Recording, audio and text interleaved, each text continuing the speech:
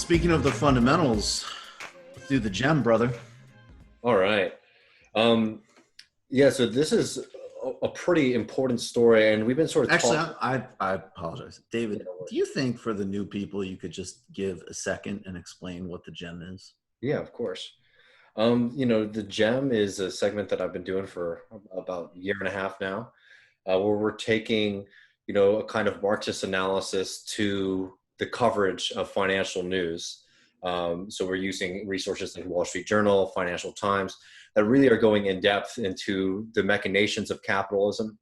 But we're bringing like a Marxist class-based analysis to this. So while people who read the Financial Times are usually reading this to figure out how they want to move their money around, we're reading this to say, okay, what is actually happening with like the captains of global industry, and how does that going to affect everyday workers, and how can we build an analysis that helps liberate people? Is sort of the general idea. Awesome. I think that's a great description. All right. So, anyways, sorry, David, No, go of ahead. course. The floor is Uh, yours. so this is something that is very important, and it's something that hits on a goal of mine that I think that we need to be doing a lot better on as the left, which is recognizing the immense amount of labor that goes into the products that you consume on a daily basis, and showing more solidarity with the folks who do that critical labor. Um, so there's been a very important story that's really been developing over the past few months, but it's starting to hit ahead, which is what's been going on with all of the estimated around 2 million seafarers who work in the maritime industry, who are shipping your products all around the world. So around like 80% of global trade um, is still shipped, still goes over the sea to get to you. And coronavirus has hit that industry particularly hard. Not only do people are really relying on that industry, the workers have been basically stranded on their boats for a significant amount of time. So now technically, or traditionally, people who work on those kind of like long voyage vessels, they are only allowed to work for around 11 months total. And now, as we creep into the middle of June, a lot of these folks are coming towards 15 months, and 11 months is already like the high end of the spectrum. And there's a few reasons that this is happening. But just to give you some of the numbers, there's around 400,000 crew who are stranded either at sea, or they're stuck at home because their travel restrictions that have been put in place because of COVID are preventing them from traveling to the ports or their next destination.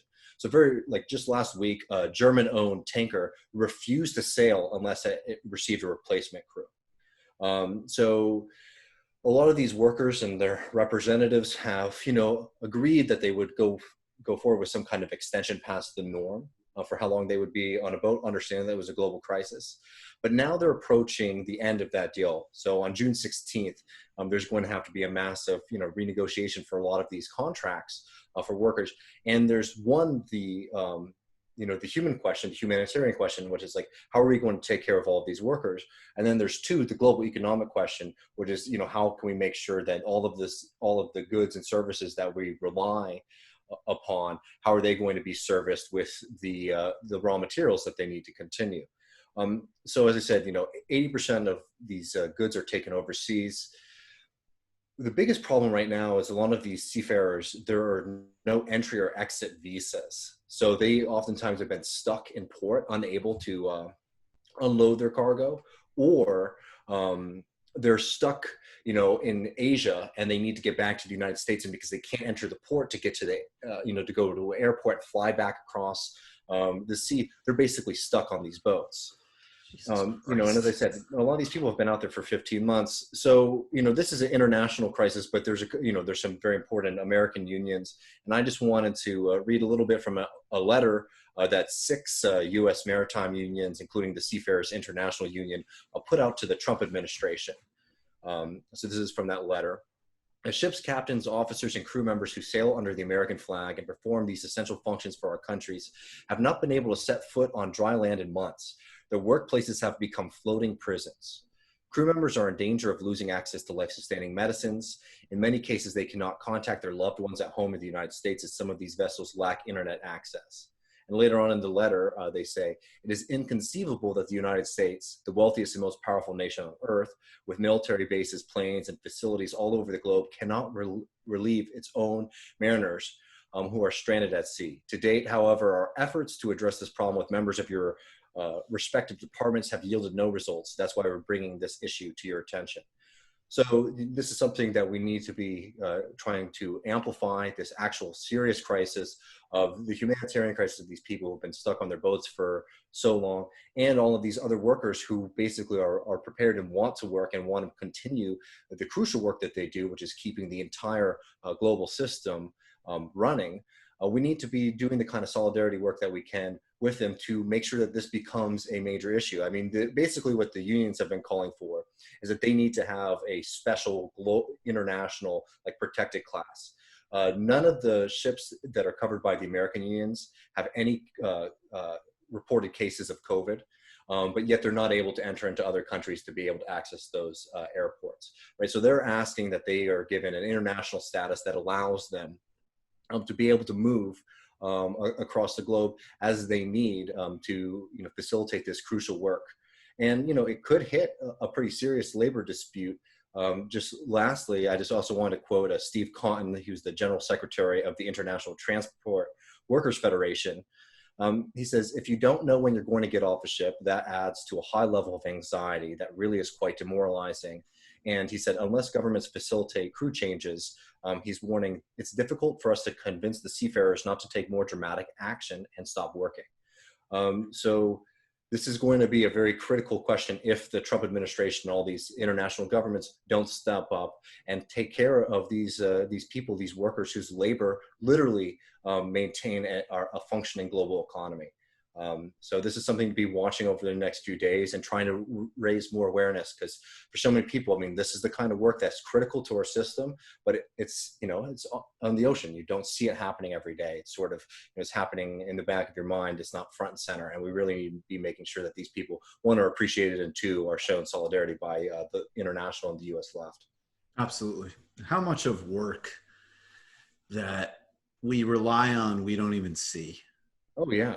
I mean, it's just, that's something to be extremely mindful of if you're in a position where, there's work that, it expresses itself as, like on the house, as it were. Yeah.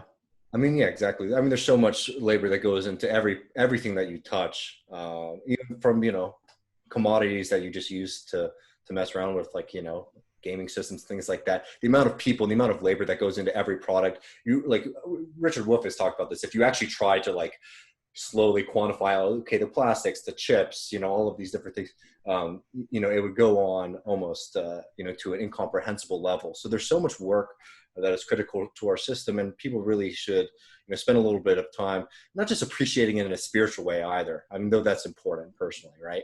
But really recognizing that as much as people are trying to say that we're entering into a post-work world or something like that, that no, a lot of stuff really still is done by human labor, and that needs to be understood politically and economically too.